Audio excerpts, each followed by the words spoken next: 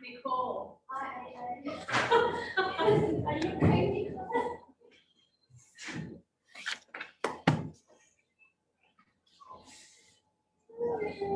Okay, so yesterday we left off talking about that there are two different schools, which is in other words, there's something in common amongst all Chassidim, and then there are different schools within Chassidus itself.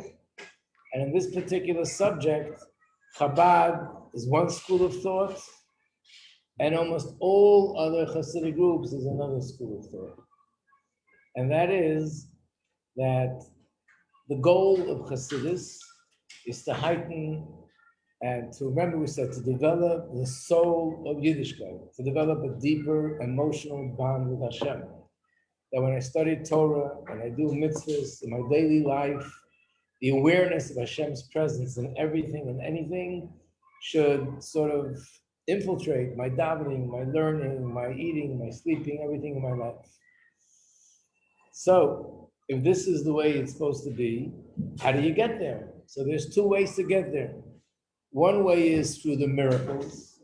When there is a miracle, something supernatural happens, Hashem performs a miracle, it's one of the ways that you see openly Hashem's presence.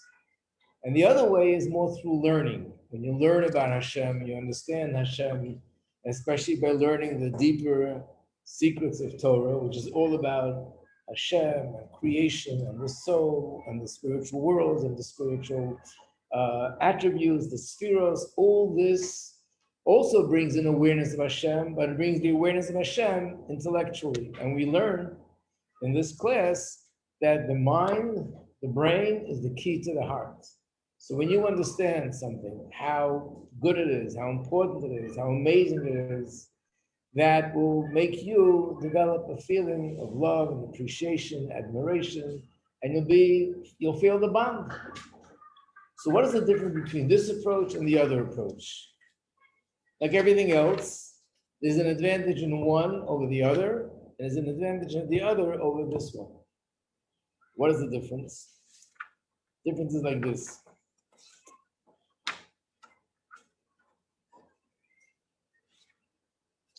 I'm going to use a mashal. I'll use an analogy, and then I'll bring it to here. If somebody, for example, let's take a kid in school, is not interested in studying, and they're not doing their work, they're not behaving properly, and you threaten them that if they don't act properly, they're going to be punished severely, and they change. Is that a good approach or a bad approach? Is the change a real change or not a real change?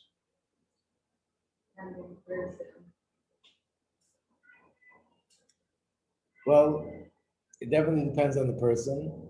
But if you say, forget it, I'm not going to punish you, and the kid goes right back to where he was, what does that show us?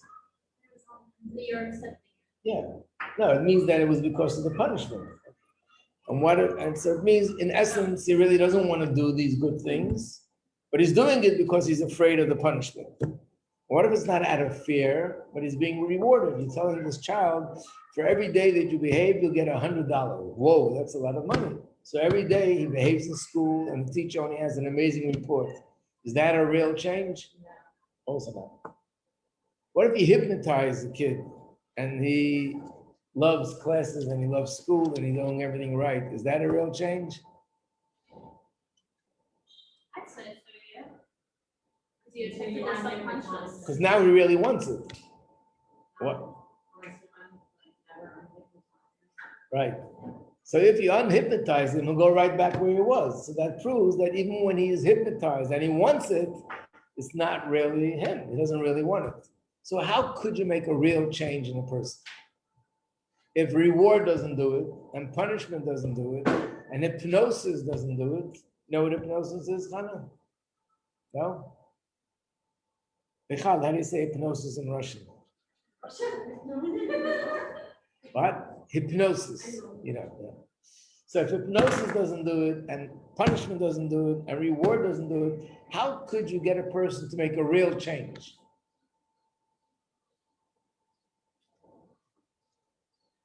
You couldn't understand the why. That's or the answer. explain to them. That's the answer. If a person would understand, if you could educate them, that they should understand the advantage of acting in a good way and the disadvantages in acting in a negative way, and how they're going to enjoy life much more and have so much more happiness, and they'll be in a much better place if they do the right thing. They understand it, and their own understanding motivates them to act that way. That motivation is real. Got it? So, to a certain extent, okay, should we hypnotize them, or should we punish them, or reward them? So, to a certain extent, we can say, I'll give you this principle. The principle is like this: any change that comes from outside of me, even if it changes me, it's not a real solid change. If a change comes from within me, then it's a real solid change. So if a piece of paper is flying in the wind and it's flying high and fast, so it's changed. It used to be a piece of paper just sitting on the table, and now it's flying. But the piece of paper didn't really change. It's the wind that's making the paper change. If you have a boat that's floating on the water, the boat didn't become a moving object. The water is moving. The boat is on the water, and therefore the water moves it, but the boat itself is not a moving object. So the only way that you can change something in a real way is if it comes from within.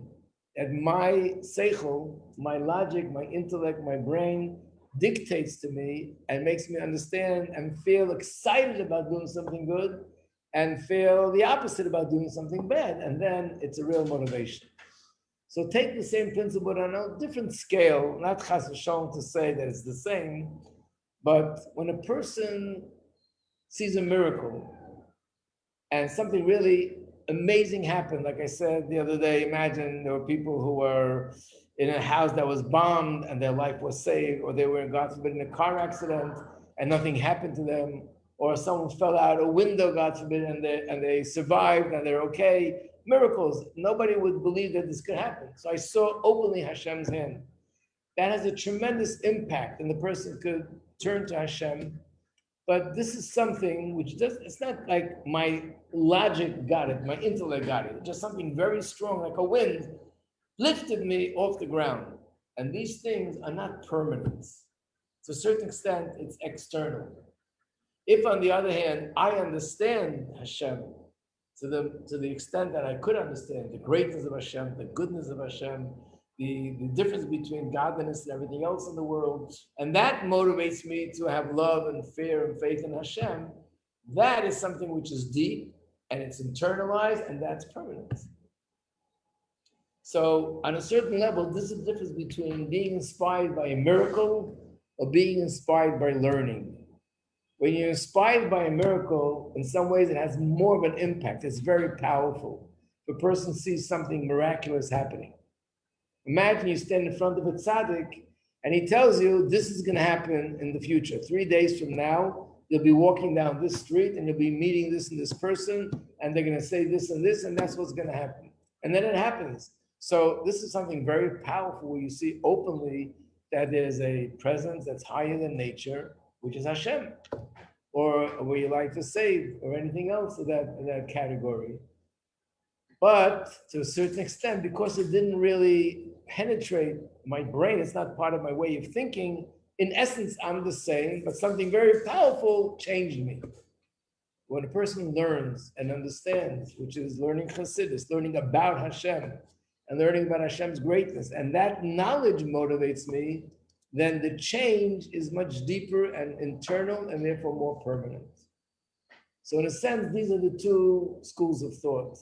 One school of thought is better it should be a stronger, more powerful impact, and that's through the performance of miracles. The Alter Rebbe, who is the one who started the path of Chabad, that's why we call it Chabad. Chabad is Chochmah Bina Das, which means the intellect, to learn, because even though it might not be as powerful as experiencing a miracle, But nevertheless, it's something which you take inside, it penetrates deeply, it becomes part of your brain, your understanding, and that affects your feeling, and that is something which is deep, internal, and permanent. And even, by the way, someone who has a miracle, they can also get inspired, and if they don't start learning Torah or something, they can lose their inspiration. Torah, because it's intellect, helps internalize those feelings. So therefore, in general, that's the difference. And as a result of that, there's also a difference in terms of the miracles. In Chabad, the Rebbes of Chabad also perform miracles. But the miracles in the world of Chabad and the Rebbes of Chabad were more camouflage miracles. And the miracles that were performed by other Rebbes were much more open miracles. What would be the difference?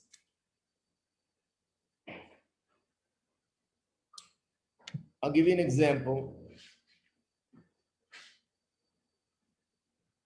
With other Rebbes, other Chassidic Rebbes, there are a lot of stories of the Baal Shem Tov and others where they would openly tell someone something which was supernatural, something about the past, something about the future, something going on in their life that nobody knows about. They tell a story with a chassid that he had a job where he used to teach children of a farmer who was a simple Jew. And one day he said to him, I need to take a little break. I want to go see my Rebbe. He said, you have a Rebbe? I thought you're the Rebbe. Because to him, he was the one who knew everything. He knew how to daven. He had no idea there's such thing as a big tzaddik or Rebbe. So he said, yeah, so can I go with you? Yeah, you can come. Okay, but he had no idea where he's going and what it's all about. The chassid goes into the Rebbe, the Alter Rebbe as usual. And then after that, this person goes into the Alter Rebbe. So he's standing there, the Alter Rebbe says, no. So he's quiet as no. What am I supposed to say? What am I supposed to do? He had no idea. So Alter Rebbe said again, no. And again, he's quiet. And when Alter Rebbe did it a third time, he said to him, what are you looking about? What do you want from me? So Alter Rebbe started to speak and said, listen, if a person does A, B, or C, you have to do tshuva. And he's thinking, what? The Alter Rebbe just mentioned something that nobody knows. Probably this guy who came in before me spoke Lashon Hara against me and told him all these bad things about me. He ran out of the room, found his employee, and he said, you're fired, you can't work for me anymore. How do you do such a thing? It's so not nice of you. I'm your employer. I'm providing you with your sustenance, and you go and you talk bad about me. And the chassid is like, what are you talking about? I went into your Rebbe. He knew everything about my life. And the chassid was like crying, please trust me. That's not. And he wouldn't listen. So the chassid went back to the Alter Rebbe. He told the Alter Rebbe the story. And he said, I just lost my livelihood. Rebbe, please help me. So the Alter Rebbe said, call him in again. So the Alter Rebbe called him in again. When he came in the second, the Alter Rebbe, I didn't say that you did these things. I said, if someone does these things, they have to do tshuva. And then he mentioned a few other things. The other things he mentioned were so private that even the worker couldn't have known it. And then he realized that the Alter Rebbe is. So when a person is in the presence of someone that tells you things that there's no way naturally that it could be known, and this is a tzaddik, you see openly godliness. But generally speaking, in Chabad, that wasn't done. Even when the Rebbe gave people advice to invest in a business, to not invest in a business, to go to this doctor or that doctor, they never really said openly things about the future. They always sort of camouflaged it and tried to make it in a way that you can explain naturally why this is a better option or that's a better option, take this job or that job. They never explained it in a way that it was like super spiritual explanation. And the chassid should see something which is really supernatural. With the Baal Shem Tov and with many other Chassidic Rebbes, they didn't hold back. They openly revealed things in a very powerful supernatural way. And the reason for this is because, again, the Rebbes of Chabad also helped people with brachas and performed miracles. But even when they performed the miracle, it was done in such a sort of camouflage way. So the chassid should still need to work it out himself and recognize himself that this is something godly. Because if it's not through my work, but something just a very powerful sort of spiritual, supernatural event, then if that happens, then it doesn't leave me room to do my own work and to internalize it. It's more like something very powerful, just lifts me off the ground and takes me over.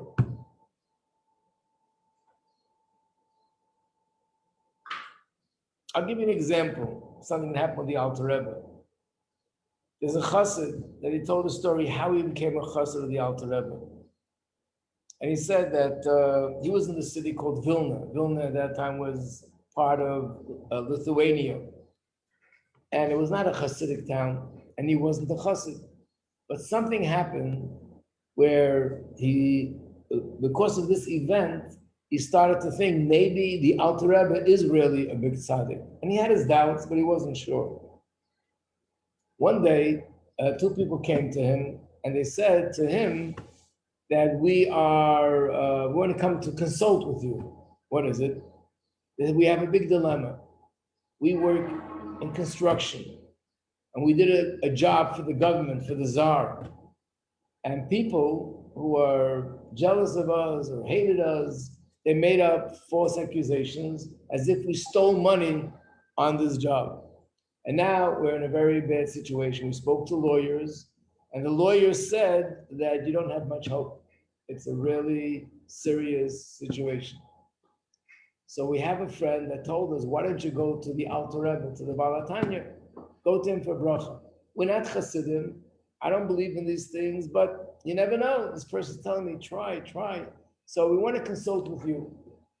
So being that he had an incident where he saw something from the Alter Rebbe, which was a little bit of an indication that he's really a tzaddik, so maybe it's a good idea. He suggested, try it. They traveled to Lozhna, the city of the Alter Rebbe, and they told him their dilemma. And then the Alter Rebbe said to them, I see that you're Torah scholars. Maybe you can explain me something in the Gemara. They were very annoyed. They didn't come here to discuss Gemara. They came here for a blessing or advice how to win their case. But they couldn't say anything. So the Alter Rebbe says, Gemara says that kingdom on earth is similar to kingdom of heaven. In what way is it similar? What's the similarity between a king here on earth and kingdom in heaven? They weren't interested. They said, we don't know. Alter Rebbe said, I'll give you an explanation. And he said to them, just like when you go to a king, when you first start speaking to the king, first you honor the king, you compliment him, you recognize who he is and his greatness with all his titles, and then you present your request. The same is with Hashem. When we daven, first we say, Hashem, who's great and awesome and kind and gives us life. We give all the titles and we'll recognize all the kindness of Hashem and the greatness. And then we start our requests. Please give me intellect, please give me health, please give me crop in the field. It didn't inspire them at all, and they're not interested. They were very upset. They spent money for no reason. They lost time for no reason, but it's over. They come back, they have to go to Petersburg, they have to go to this case. And last ditch effort, they go to the lawyers again, and the lawyers are like, I don't know what to tell you, it looks hopeless. Then one lawyer said, there's one thing you might want to try. Maybe you can speak to the minister of justice and plead with him on a personal level. Just beg him, tell him it's a blood libel, it's a false accusation. You're a father of a family. You should please have compassion and accept that you're really not guilty. And how could you do that? You can't do it in court. So he said the Minister of Education goes for a walk every day in the royal garden near the palace. I'll tell you what time he goes for a walk. You can buy off the guard, give him money and get into that garden. And he'll tell you when you can meet him. So they did that. They came to the guard. They gave him a lot of money. He let them in. He told them where to hide. And he said, when I'll motion to you, you'll know that he's coming. And then you can run out and speak to him. So they're hiding. And he motioned to them, but what he motioned to them was don't come out, because that was not the minister of education. They misunderstood his movements, and they thought he was saying, come out. So they came out, and they fell to his feet, and they started crying. The minister of justice, and they're begging him and pleading with him, it's really not our fault, that this is an accusation with such honest people. And then he says, I really feel bad for you, but I want to tell you, you made a mistake. I'm not the minister of justice. I'm actually the minister of education, so I can't help you. They got so scared because they did something which wasn't legal, and they just ran. As they're running, he calls them, hey, wait a second, come back here. And they thought, this is it. Now we have another case against us. Calls them back and says, you know what? I'll tell you something. I'm the minister of education. And the reason why I'm walking now in this garden, because the czar asked me a question and he wants an answer. I can't think of the proper answer. And you look like Jews who probably are scholars. If you can give me an answer that the czar will be happy with, I'll help you. What's the question? It says in the Jewish Talmud that kingdom on earth and kingdom on heaven are very similar. In what way are they similar? What's the similarity? So they just heard from the Alter Rebbe how he explained it, and they gave him that explanation. And before you approach Hashem, you first pronounce Hashem's greatness, Hashem's titles, and Hashem's infinite power, and then you ask for a request. And the same is with a king. Before you speak to the king and ask for your request, you first say the titles, your majesty, whatever words you use. That's the protocol. And he says, I like that. If the king likes it, I will do whatever I can to help you. And guess what? The king liked the explanation. He came back, he spoke to the minister of justice, they worked it out, and they were exempt, they were free. And when this person heard the story, that's when he decided that the Alter Rebbe is not an ordinary person, obviously. I'm going to find out more about it, and he became a chassid. But I want to give you an example. This could have been differently. The Alter Rebbe could have said, let me tell you what's going to happen. You're going to go to Petersburg, and you're going to go to the garden, and you're going to make a mistake, and you're going to get the wrong minister. It's not a mistake. He's going to have this question in his head, and he's going to look for an answer. Give him this answer. That's an open miracle. What the Alter Rebbe did, we just said, I have an insight on the Talmud. It's a nice insight. Didn't tell them anything else. They were actually upset and annoyed. Later, they realized that this is really something which the Alter Rebbe saw the future, and he guided them how they can find the right answer, and that's how they'll get freed from their case. So this means there's a way of doing a miracle in a way that it's an open miracle, and there's a way of performing a miracle that it's more hidden and more camouflaged. The way our Rebbe would perform miracles, giving people brachas, it was always in a more camouflaged way. And it was always in a more hidden way, because when it's hidden, I still am required to look at it and to see that it's a miracle, and I have to work on it and recognize it. When I work on something, it becomes more internalized. And this is one of the pillars of Chabad, that our connection to Hashem, our inspiration should be coming from within. From my understanding, it should come from the brain to the heart. And that's how my heart should be motivated, by learning and by understanding. So even a miracle should be something that I need to learn about it, I need to understand it, and then it's something internal, something deep. But at the end of the day, all Chassidim and all Chassidic paths are all going in the same direction. What can be done?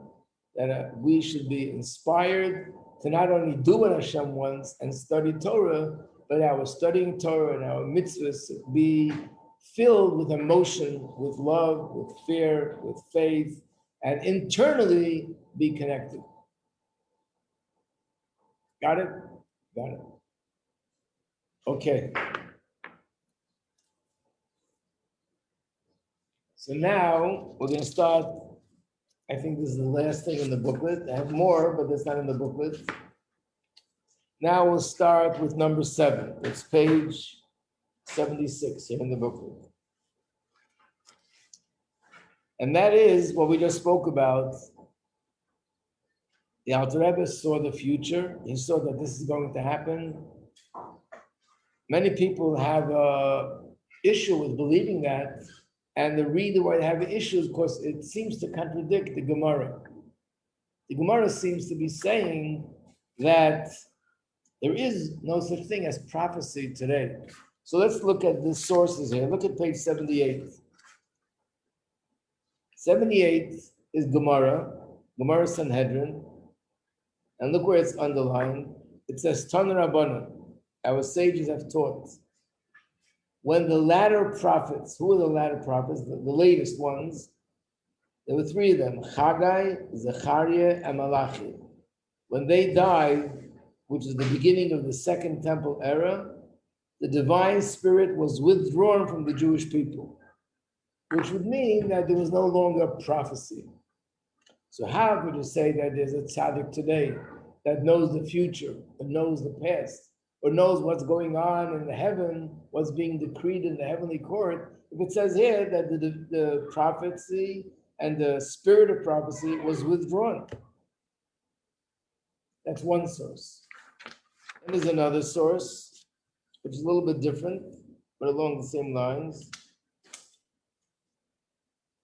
Look where it's underlined. Rabbi Avdimi of Haifa said the following: from the day that the first temple was destroyed, the power of prophecy was taken away from the prophets, and it was given to the sages. So the Gemara asks, is it really true that no sage before the destruction of the temple was a prophet? Basically, it's saying it was transferred from the prophets to the sages, as if before the sages didn't have prophecy. But the Gemara said the sages always had prophecy. The Gemara explains, no, this is what it means. Even though that prophecy was taken away from the prophets, but it wasn't taken away from the sages. The sages still have prophecy. So what does that mean? It means as follows. What I'm telling you now is based on, where commentary and Gemara explain that there's two kinds of prophecy. One kind of prophecy is where a Navi, usually they become like unconscious, lay down on the floor or on a bed, and they receive a divine vision. That's a prophecy. It's an extremely powerful spiritual experience. There's another kind of prophecy where the Navi is studying Torah or delving into a certain subject to understand what's the right thing to do, how it should be done.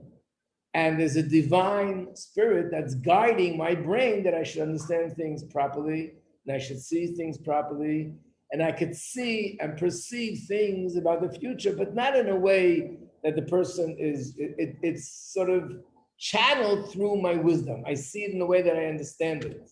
So it's in a much more contained way. It's a different form of prophecy, but it's also prophecy.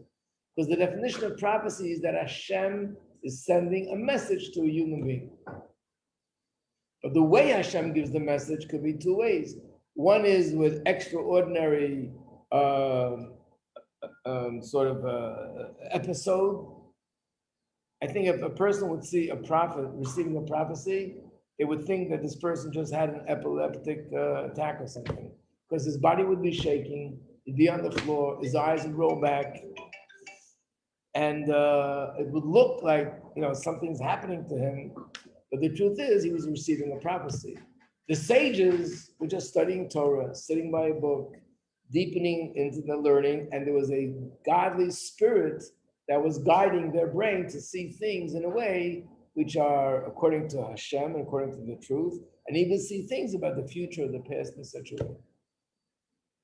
So what the Gemara is saying is, it's not true that there is no prophecy. It means there is a different form of prophecy.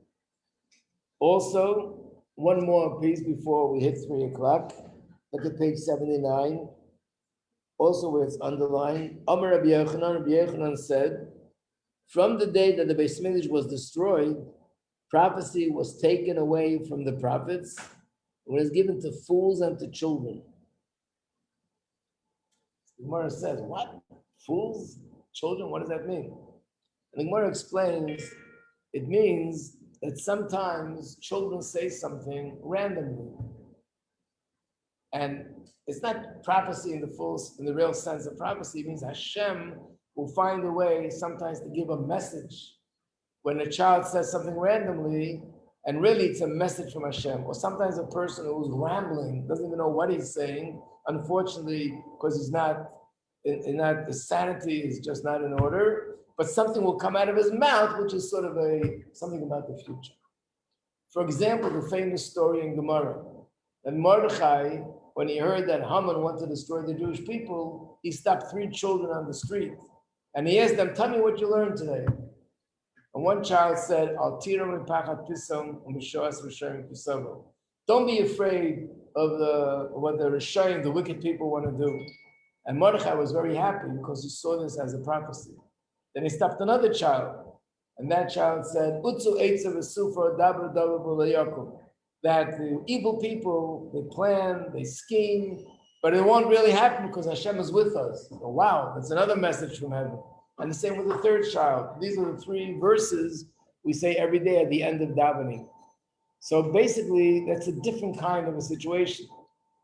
But what we're going to see, and we learned a little bit about this before, is that really the way Mefarshim, the commentaries explain the Gemara is that not there's no prophecy. Years ago, prophecy was very common. There could have been thousands of people in one generation that were prophets. After the Beis Hamikdash was destroyed, and after these 3, Chagi, Zechariah, and Malachi, it's not as common as it used to be. There could be 1 or 2 in a whole generation, not thousands. And that's what it means that there is no longer prophecy. It is no longer as common as it used to be. But there definitely is prophecy in all generations now, just like there used to be years ago. Now, how do we know this from? One of the sources is Rambam, Maimonides, who gives a halachic ruling. And we'll see, I'm going to show it to you next time we do this class, that he gives a lot of conditions to prophecy, but there is no condition that it's only applicable in the times of the Beis Hamikdash. It's good at all times, and some people would like to think it's only in Israel, can be outside of Israel, and how that's also not the case. It can be any place and any time. It's just not as common as it used to be in the days that the Jews were in Israel. To be continued. Okay. You're welcome.